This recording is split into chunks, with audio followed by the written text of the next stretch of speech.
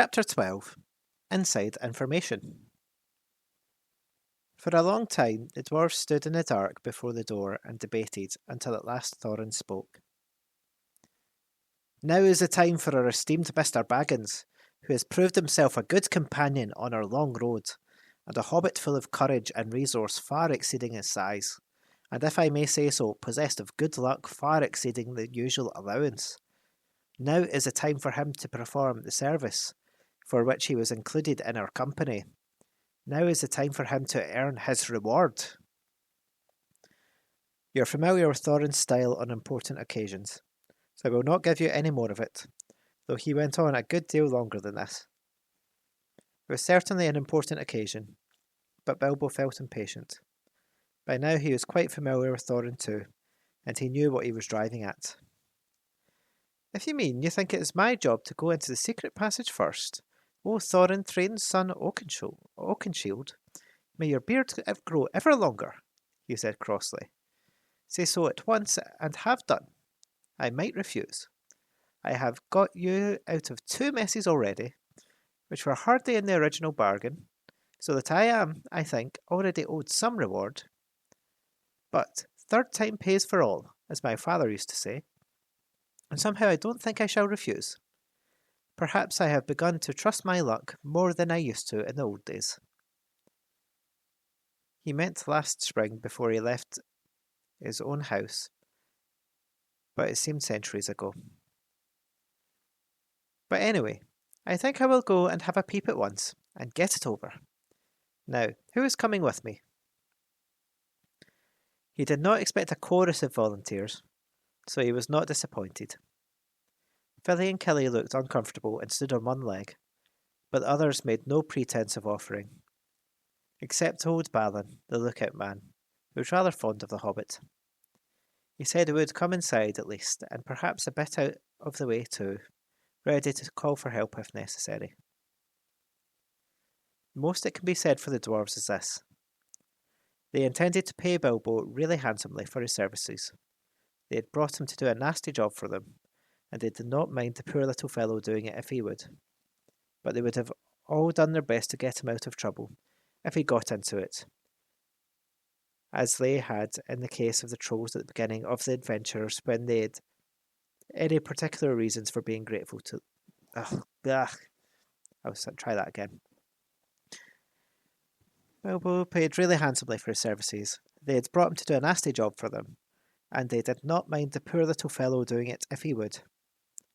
But they would all have done their best to get him out of trouble, if he got into it, as they did in the case of the trolls at the beginning of their adventures, before they had any particular reasons for being grateful to him.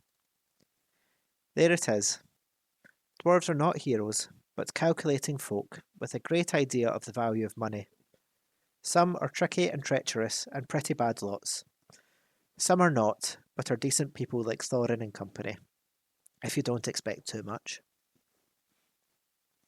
The stars were coming out behind him, in a pale sky barred with black, when the hobbit crept through the enchanted door and stole into the mountain.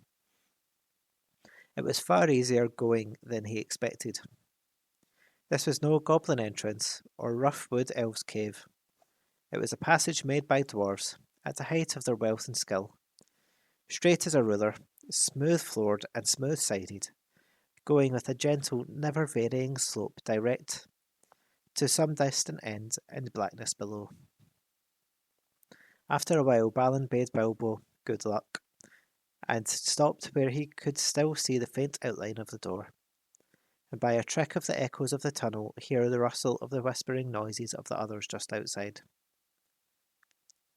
Then the hobbit slipped on his ring, and warned by the echoes to take more than hobbits care to make no sound, he crept noiselessly down into the dark.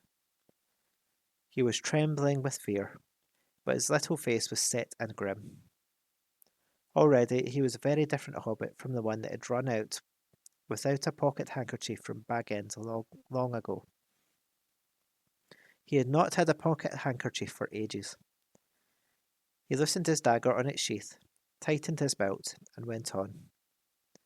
Now you're in for it, Bilbo Baggins, he said to himself. You went and put your foot right in it at the night of the party. Now you have to go and pull it out and pay for it. Dear me, what a fool I was, and am, said the least tookish part of him. I have absolutely no use for dragon-guarded treasures, and the whole lot could stay here forever. If only I could wake up and find this beastly tunnel was my own front hall at home. He did not wake up, of course, but he went still on and on, till all sign of the door behind him had faded away. He was altogether alone. Soon he thought it was beginning to feel warm. Is that a kind of glow I seem to be coming right ahead down there? He thought. It was. As he went forward, it grew and grew, till there was no doubt about it. It was a red light, steadily getting redder and redder. Also, it was now undoubtedly hot in the tunnel. Wisps of vapour floated up and past him, and he began to sweat. A sound, too, began to throb in his ears, a sort of bubbling like the noise of a large pot galloping on a fire, mixed with a rumble as of a gigantic tomcat purring. This grew to the unmistakable gurgling noise of some vast animal snoring in its sleep down there, in the red glow in front of him. It was at this point that Bilbo stopped. Going on from there was the bravest thing he ever did. The tremendous things that happened afterwards were as nothing compared to it. He fought the real battle in the tunnel alone, before he ever saw the vast danger that lay in wait. At any rate, after a short halt, go on he did, and you can picture him coming to the end of the tunnel, an opening of much the same size and shape as the door above. Through it peeps the hobbit's little head. Before him lies the great bottommost cellar, or dungeon hall of the ancient dwarves right at the mountain's root. It is almost dark, so that its vastness can only be dimly guessed, but rising from the near side of the rocky floor there is a great glow, the glow of Smaug. There he lay, a vast red golden dragon, fast asleep. A thrumming came from his jaws and nostrils, and wisps of smoke, but his fires were low in slumber. Beneath him, under all his limbs and his large coiled tail, and about him on all sides, stretching across the unseen floors, lay countless piles of precious things, gold wrought and unwrought, gems and jewels, and silver red-stained in the ruddy light. Smaug lay, with wings folded like an immeasurable bat, turned partly on one side, so that the hobbit could see his underparts, and his long pale belly, crusted with gems and fragments of gold, from his long lying in his costly bed. Behind him, where the walls were nearest, he could dimly be seen coats of mail, helms and axes, swords and spears hanging, and there in rows stood great jars and vessels filled with wealth that could not be guessed. To say that Bilbo's breath was taken away was no description at all. There are no words left to express his staggerment, since men changed the language that they learnt of elves in the day when all the world was beautiful. Bilbo had heard tell and sing of dragon hoards before, but the splendour, the lust, the glory of such treasure had never yet come home to him. His heart was filled and pierced with enchantment, and with the desire of dwarves, and he gazed motionless, almost forgetting the frightful guardian, at the gold beyond price and count. He gazed what seemed for an age, before, drawn almost against his will, he stole from the shadows of the doorway, across the floor to the nearest edge of the mounds of treasure. Above him the sleeping dragon lay, a dire menace, even in his sleep. He grasped a great 2-handful cup, as heavy as he could carry, and cast one fearful eye upwards. Smaug stirred a wing, opened a claw. The rumble of his snoring changed a note. Then Bilbo fled. But the dragon did not wake. Not yet. But shifted into other dreams of greed and violence, laying there in his stolen hall, while the little hobbit toiled back up the long tunnel. His heart was beating, and a more fervid shaking was in his legs than when he was going down. But still he clutched the cup, and his chief thought was, "I've done it! This will show them. More like a grocer than a burglar, indeed. Well, we'll hear no more of it." Nor did he. Balin was overjoyed to see the hobbit again, and as delighted as he was surprised. He picked Bilbo up and carried him out into the open air. It was midnight, and clouds had covered the stars, but Bilbo lay with his eyes shut, gasping and taking pleasure in the feel of the fresh air again, and hardly noticing the excitement of the dwarves, or how they praised him and patted him on the back, and put themselves and their families for generations to come at his service. The dwarves were still passing the cup from hand to hand and talking delightedly of the recovery of their treasure, when suddenly a vast rumbling woke in the mountain underneath, as if it was an old volcano that made up its mind to start eruptions once again. The door behind them was pulled nearly to, and blocked from closing with a stone. But up the long tunnel came the dreadful echoes, from far down in the depths, of a bellowing and a trampling that made the ground beneath them tremble. Then the dwarves forgot their joy and the confident boast of a moment before, and cowered down in fright.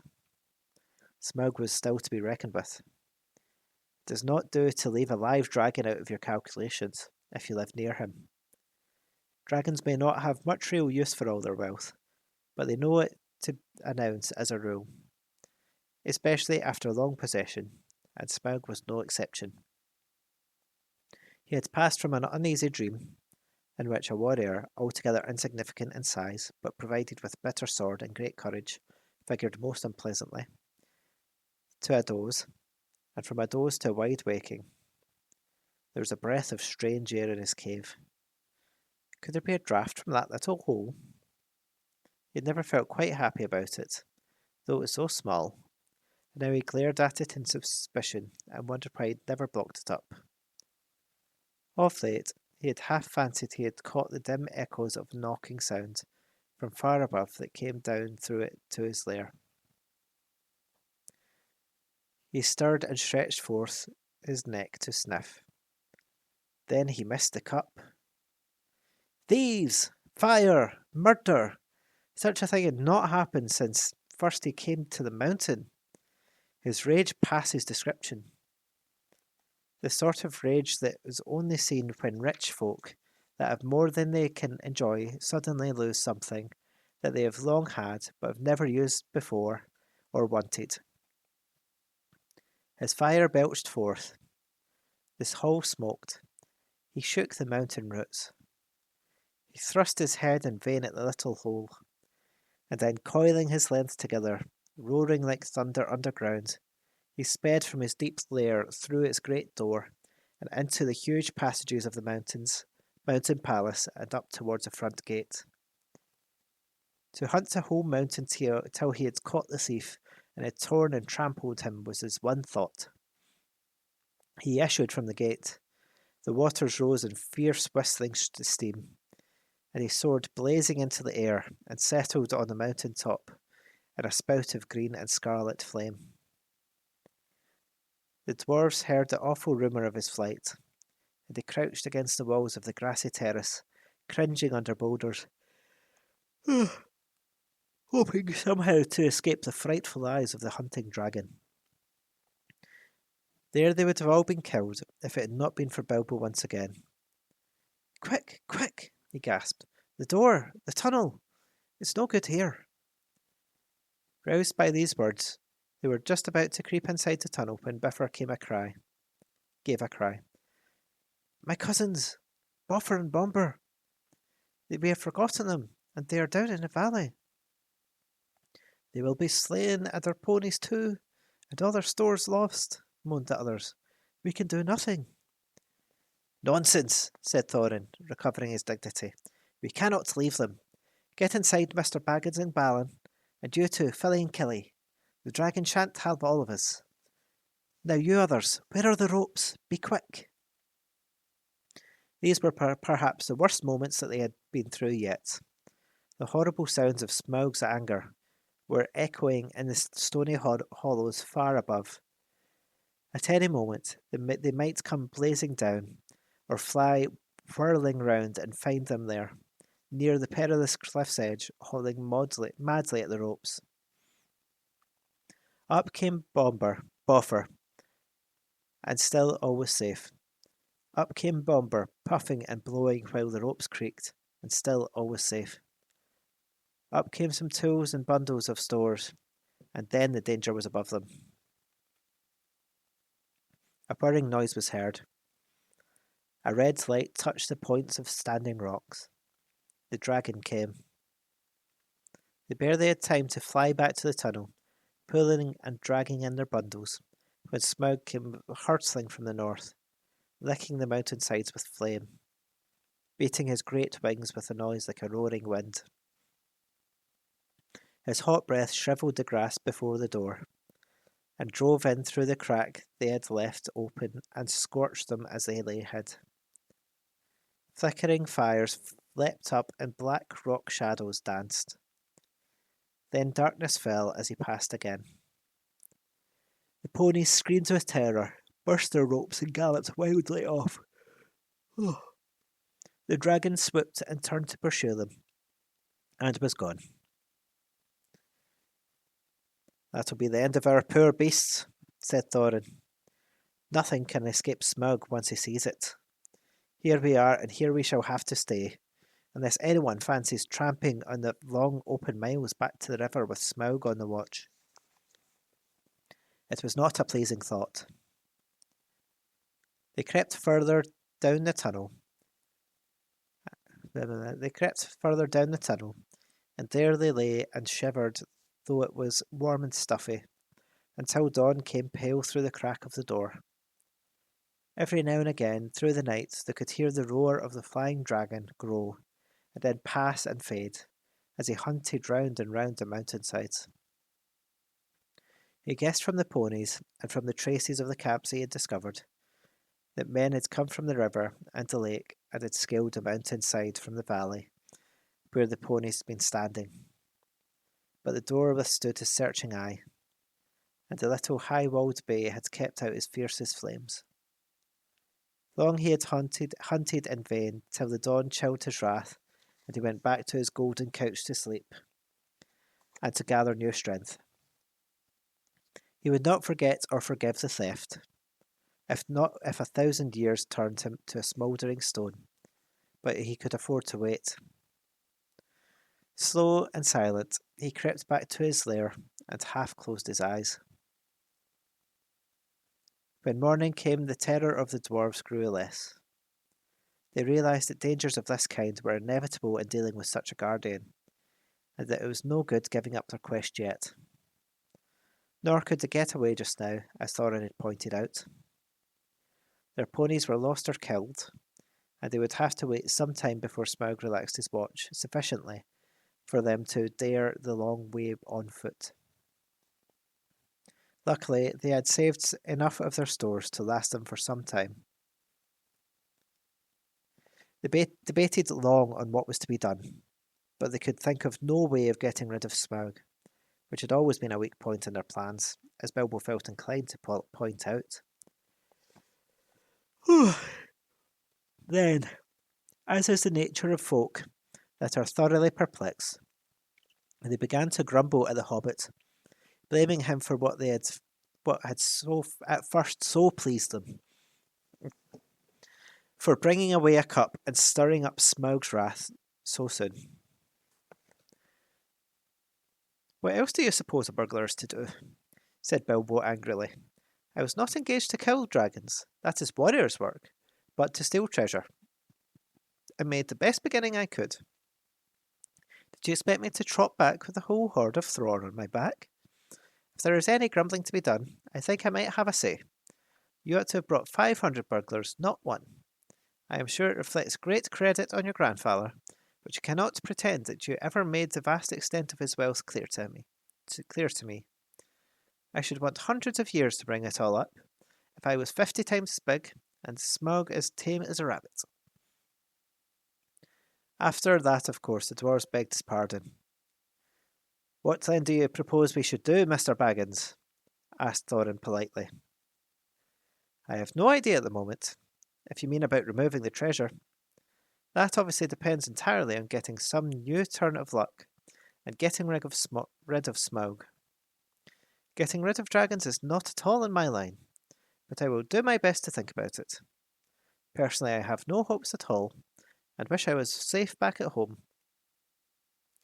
Never mind that for the moment. What are we to do now, today? Well, if you really want my advice, I should say we can do nothing but stay where we are. By day we can no doubt creep out safely enough to take the air.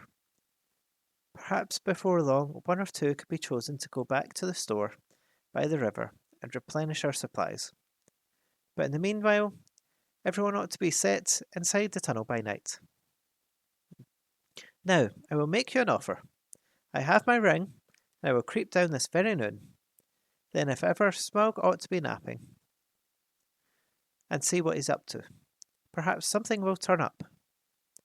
Every worm has his weak spot, as my father used to say, though I am sure it was not from personal experience. Naturally, the dwarves accepted the offer eagerly. Already they had come to respect little Bilbo. Now he had become the real leader in their adventure. He had begun to have ideas and plans of his own. When midday came, he got ready for another journey down into the mountain. He did not like it, of course, but it was not so bad now that he knew, more or less, what was in front of him. Had he known more about dragons and their wily ways, he might have been more frightened and less hopeful of catching this one napping. The sun was shining when he started, but it was dark as night in the tunnel. The light from the door, almost closed, soon faded as he went down. So silent was his going that smoke on a gentle wind could hardly have surpassed it, and he was inclined to feel a bit proud of himself as he drew near the lower door. There was only the very faintest glow to be seen. Old Smaug is weary and asleep, he thought. He can't see me, and he won't ever hear me. Cheer up, Bilbo. He had forgotten or had never heard about dragons' sense of smell. It is also an awkward fact that they can keep half an eye open while watching while they sleep, if they are suspicious. Smaug certainly looked fast asleep, almost dead and dark, with scarcely a snore more than a whiff of unseen steam.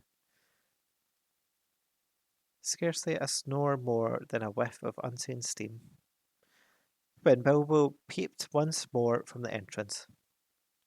He was just about to step out onto the floor when he caught a sudden thin and piercing ray of red from under the drooping lid of Smaug's left eye. He was only pretending to be asleep. He was watching the tunnel entrance. Hurriedly, Bilbo stepped back and blessed the luck of his ring. Then Smaug spoke. Well, thief, I smell you and I feel your air. I hear your breath. Come along, help yourself again, and there is plenty to spare. But Bilbo is not quite so unlearnt in dragon lore as all that, and if Smaug hoped to get him to come nearer so easily, he was disappointed. No thank you, O Smaug the Tremendous, he replied. I did not come for presents. I only wished to have a look at you, and see if you are truly as great as tales say. I did not believe them. Do you now? Said the dragon, somewhat flattered, even though he did not believe a word of it. Truly, songs and tales fall utterly short of the reality, O Smaug, the chiefest and greatest of calamities, replied Bilbo. You have nice manners for a thief and a liar, said the dragon. You seem familiar with my name, but I don't seem to remember smelling you before. Who are you, and where do you come from, may I ask? You may indeed. I come from under the hill, and under the hills and over the hills my path is led. And through the air I am he that walks unseen. So I can well believe, said Smaug, but that is hardly your usual name. I am the clue finder, the web cutter, the stinging fly. I was chosen for the lucky number. Lovely titles, sneered the dragon, but lucky numbers don't always come off. I am he that buries his friends alive and drowns them and draws them alive again from the water. I came from the end of a bag, but no bag went over me. Those don't sound so creditable, scoffed Smaug. I am the friend of bears and the guest of eagles. I am ring winner and luck wearer, and I am barrow rider, went on Bilbo, beginning to be pleased with his riddling. That's better, said Smaug, but don't let your imagination run away with you. This, of course, is the way to talk to dragons, if you don't want to reveal your proper name, which is wise, and don't want to infuriate them by a flat refusal, which is also very wise. No dragon can resist the fascination of riddling talk and of wasting time trying to understand it. There was a lot here that Smaug did not understand at all, though I expect you do, since you know all about Bilbo's adventures, to which he was referring. But he thought he understood enough, and he chuckled in his wicked inside. I thought so last night, he smiled to himself.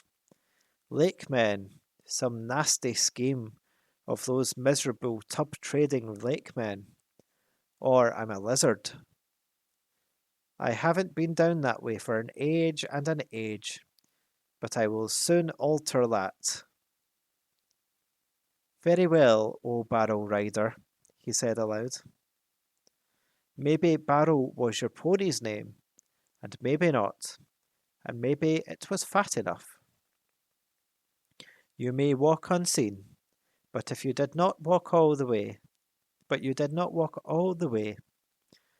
Let me tell you, I ate 6 ponies last night, and I shall catch and eat all the others before long. In return for an excellent meal, I will give you one piece of advice for your own good. Don't have more to do with dwarves than you can help. Dwarves? Said Bilbo in pretended surprise. Don't talk to me, said Smaug. I know the smell and taste of dwarf. No one better. Don't tell me that I can eat a dwarf-ridden pony and not know it. You'll come to a bad end if you go with such a friend, thief Barrow Rider. I don't mind if you go back and tell them so from me. But he did not tell Bilbo that there was one smell he could not make out at all, hobbit smell. It was quite outside his experience and puzzled him mightily. I suppose you got a fair price for that cup last night, he went on.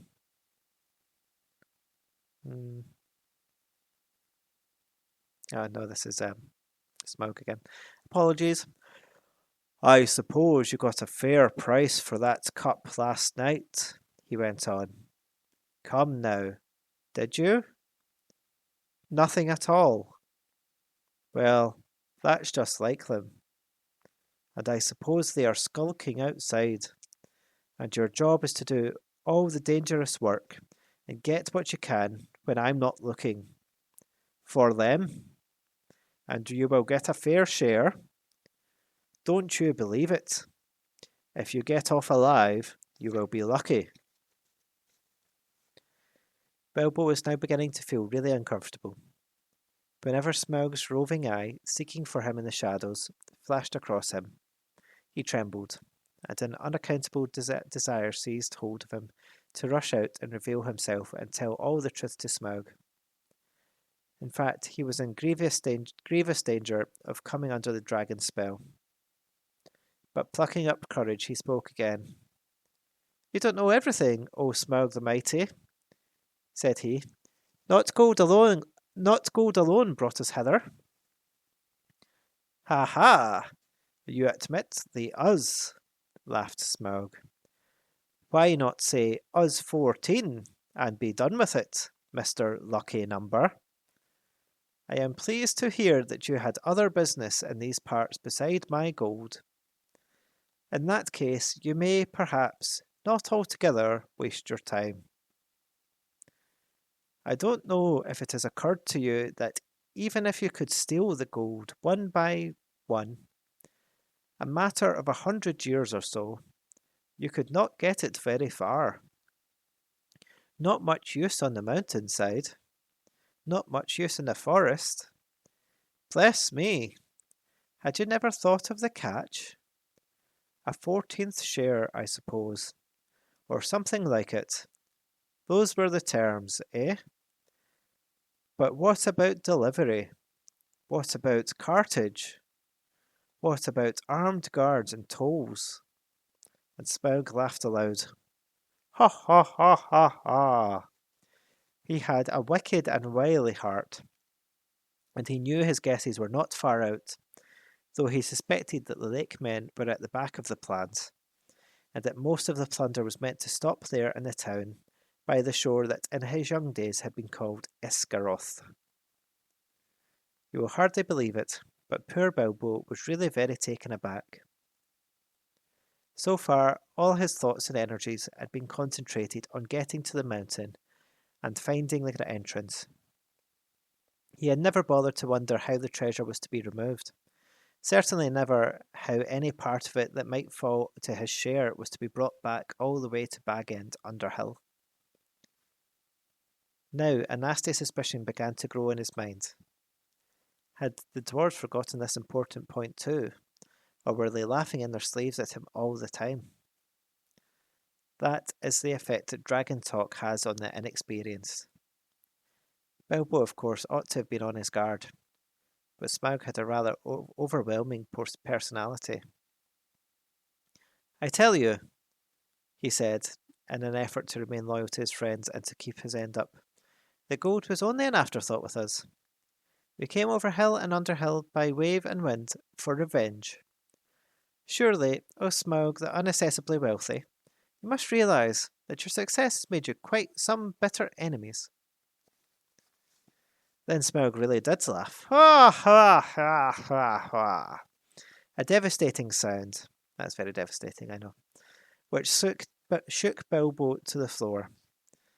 Which far up in the tunnel, the dwarves huddled together and imagined that the hobbit had come to a sudden and nasty end. Revenge! He snorted, and the light of his eyes lit the hall from floor to ceiling like scarlet lightning. Revenge! The king under the mountain is dead, and where are his kin that dare seek revenge? Girion, Lord of Dale, is dead, and I have eaten his people like a wolf among sheep. And where are his sons that dare approach me? I kill where I wish, and none dare resist. I laid low the warriors of old, and their like is not in the world today. Then I was but young and tender. Now I am old and strong, thief in the shadows, he gloated. My armour is like tenfold shields. My teeth are swords, my claws spears. The shock of my tail a thunderbolt, my wings a hurricane, and my breath death. I have always understood, said Bilbo in a frightened squeak, that dragons were softer underneath, especially in the region of the chest, but doubtless one so fortified has thought of that. The dragon stopped short in his boasting. Your information is antiquated, he snapped. I'm armoured above and below with iron scales and hard gems. No blade can pierce me. I might have guessed it, said Bilbo. Truly there can nowhere be found the equal of Lord Smaug the Impenetrable. What magnificence to possess a waistcoat of fine diamonds! Yes, it is rare and wonderful indeed, said Smaug, absurdly pleased. He did not know that the hobbit had already caught a glimpse of his peculiar undercovering on his previous visit, and was itching for a closer view for reasons of his own. The dragon rolled over. Look, he said. What do you say to that? Dazzlingly marvellous! Perfect! Flawless! Staggering! Exclaimed Bilbo aloud. But what he thought was, Old fool, why is there a large patch in the hollow of his left breast, as bare as a snail out of its shell? After he had seen that, Mr. Baggins' one idea was to get away. Well, I really must not detain your magnificence any longer, he said, or to keep you from much-needed rest. Ponies take some catching, I believe, after a long start. And so do burglars, he added as a parting shot, as he darted back and fled up the tunnel. It was an unfortunate remark, for the dragon spouted terrific flames after him, and fast though he sped up the slope, he had not gone nearly far enough to be comfortable before the ghastly head of Smaug was thrust against the opening behind. Luckily, the whole head and jaws could not squeeze in, but nostrils sent forth fire and vapour to pursue him, and he was nearly overcome, and stumbled blindly on in great pain and fear. He had been feeling rather pleased with the cleverness of his conversation with Smaug, but his mistake at the end shook him to a better sense. Never laugh at live dragons, Bilbo, you fool, he said to himself, and it became a favourite saying of him later, and passing into a proverb. You aren't nearly through this adventure yet, he added. That was pretty true as well. The afternoon was turning into evening when he came out again and stumbled and fell in a faint on the doorstep. The dwarves revived him and doctored his scorches as well as they could, but it was a long time before the hair on the back of his head and his heels grew properly again. It had all been singed and frizzled right down to the end of the skin. In the meanwhile, his friends did their best to cheer him up, and they were eager for his story, especially wanting to know why the dragon had made such an awful noise, and how Bilbo had escaped. But the hobbit was worried and uncomfortable, and they had difficulty in getting anything out of him. On thinking things over, he was now regretting some of the things he had said to the dragon, and was not eager to repeat them. The old thrush was sitting on a rock nearby, with his head cocked on one side, listening to all that was said. It shows what an ill temper Bilbo was in. He picked up a stone and threw it at the thrush, which merely fluttered aside and came back. Drat the bird, said Bilbo crossly. I believe he is listening, and I don't like the look of him. Leave him alone, said Thorin. Thrushes are good and friendly. This is a very old bird indeed. It is maybe the last left of an ancient breed that used to live about here, tamed to the hands of my father and grandfather. They were a long-lived and magical race, and this might even be one of those that were alive then, a couple of 100 years or more ago. The men of Dale used to have a trick of understanding their language, and used them for messengers to fly to the men of the lake and elsewhere. Men of the Dale used to have a trick.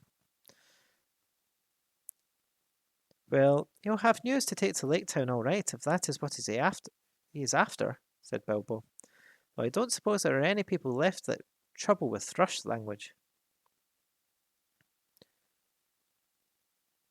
Why, what has happened?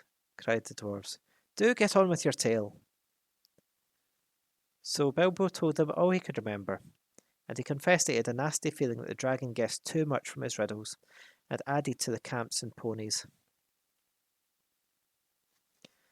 I'm sure he knows we came from Lake Town, and had help from there. I have a horrible feeling that his next move might be in that direction. I wish to goodness I'd never said about Barrow Rider. It would make even a blind rabbit in these parts think of the lake men. Well, it cannot be helped. and it is difficult not to slip in talking to a dragon, or so I've always heard, said Balin, anxious to comfort him. I think you did very well, and if you ask me, you found out one very useful thing at any rate, and got home alive. That is more that could be said who have had words with the like of Smaug. It may be a mercy and a blessing yet to know of the bare patch and the old worm's diamond waistcoat. That turned the conversation, and they all began discussing dragon slayings, historical, dubious, and mythical, and the various sorts of stabs and jabs and undercuts, and the different arts, devices, and stratagems by which they had been accomplished.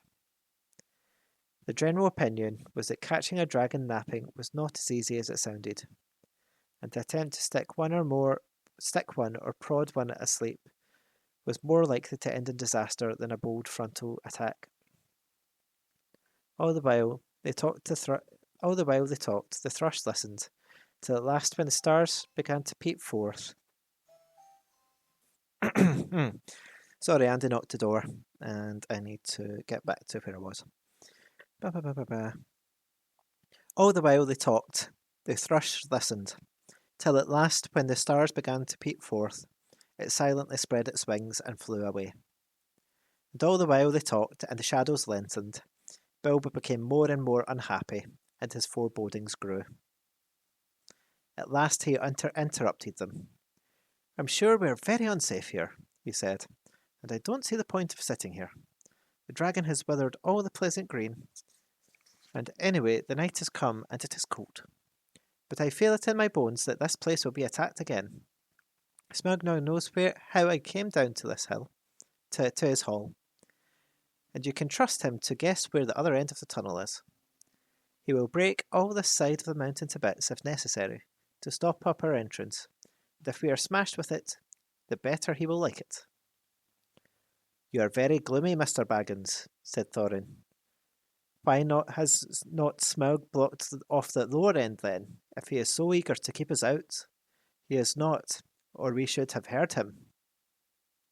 I don't know, because at first he wanted to try and lure me in again, I suppose, and now perhaps because he is waiting till after tonight's hunt, or because he does not want to damage his bedroom if he can help it. But I wish you would not argue. Smaug will be coming out at any minute now. Their only hope is to get well in the tunnel and shut the door. He seemed so much in earnest that the dwarves at last did as he said, though they delayed shutting the door. It seemed a desperate plan, for no one knew whether or how they could get it open again from the inside, and the thought of being shut in a place from where the only way out led through the dragon's lair was not one they liked. Also, everything seemed quite quiet, both outside and down the tunnel. So for a longish while they sat inside, not far down from the half-opened door, and went on talking. The talk turned to the dragon's wicked words about the dwarves. Bilbo wished he had never heard them, or at least that he could feel quite certain that the dwarves now were absolutely honest when they declared that they had never thought at all about what would happen after the treasure had been won. We knew it would be a desperate venture, said Thorin, and we know that still. And I still think that when we have won, it will be time to think about what to do about it. As for your share, Mr. Baggins, I assure you we are more than grateful, and you shall choose your own 14th, as soon as we have anything to divide. I am sorry if you are worried about transport, and I admit the difficulties are great. The lands have not become less wild with the passing of time, rather the reverse. But we will do whatever we can for you, and take our share of the cost when the time comes. Believe me or not, as you like. From that, the talk turned to the great hoard itself and to the things that Thorin and Balin remembered. They wondered if they were still lying there unharmed in the hall below. The spears that were made for the armies of the great king Bladorthin, long since dead. Each had a thrice-forged head, and their shafts were inlaid with cunning gold, but they were never delivered or paid for. Shields made for warriors long dead. The great golden cup of Thror, two-handed, hammered and carven with birds and flowers, whose eyes and petals were of jewels. Coats of mail gilded and silvered and impenetrable. The necklace of Girion, Lord of Dale, made of 500 emeralds green as grass, which he gave for the arming of his eldest son in a coat of dwarf-linked rings, the like of which had never been made before, for it was wrought of pure silver to the power and strength of triple steel. But fairest of all was a great white gem, which the dwarves had found beneath the roots of the mountain, the heart of the mountain, the Arkenstone of Thrain. The Arkenstone, the Arkenstone, murmured Thorin in the dark, half dreaming with his chin upon his knees. It was like a globe with 1,000 faces. It shone silver in the firelight, like water in the sun, like snow under the stars, like rain upon the moon. But the enchanted desire of the horde had fallen from Bilbo. All through their talk, he was only half listening to them. He sat nearest to the door with one ear cocked for any beginnings of a sound without. His other was alert for echoes beyond the murmurs of the dwarves, for any whisper of a movement from below. Darkness grew deeper, and he grew ever more uneasy. "Shut the door," he begged them. "I fear the dragon in my marrow. I like this silence far less than the uproar of last night. Shut the door before it's too late." Something in his voice gave the dwarves an uncomfortable feeling. Slowly Thorin shook off his dreams, and getting up he kicked away the stone that wedged the door. Then they thrust upon it, and it closed with a snap and a clang. No trace of a keyhole was left on them inside. They were shut in the mountain. And not a moment too soon. They had hardly gone any distance down the tunnel when a blow smote the side of the mountain, like the crash of battering rams made of forest oaks and swung by giants. The rock boomed, and the walls cracked, and stones fell from the roof on their heads. What would have happened if the door had still been open, I don't like to think. They fled further down the tunnel, glad to still be alive, while behind them, outside, they heard the roar and rumble of Smaug's fury. He was breaking the rocks to pieces, smashing wall and cliff with the lashings of his huge tail, till their little lofty camping grounds, the scorched grass, the thrushy stone, the snail-covered walls, the narrow ledge, and all disappeared in a jumble of smithereens, and an avalanche of splintered stones fell over the cliff into the valley below. Smaug had left his lair in silent stealth, quietly soared into the air, and then floated heavy and slow in the dark like a monstrous crow, down the wind towards the west of the mountain, in the hopes of catching unawares something or somebody there, and of spying the outlet to the passage which the thief had used. This was the outburst of his wrath, which he could find when he found nobody and could see nothing, even where he guessed the outlet must actually be. After he'd let off his rage in this way, he felt better, and he thought in his heart he would not be troubled again from that direction. In the meanwhile, he had further vengeance to take. "Barrow Rider," he snorted, "your feet came from the waterside, and up the water you came without a doubt. I don't know your smell, but if you are not one of those men on the lake, you had their help. They shall see me and remember who is the real king under the mountain." He rose in fire and went away south towards Running River.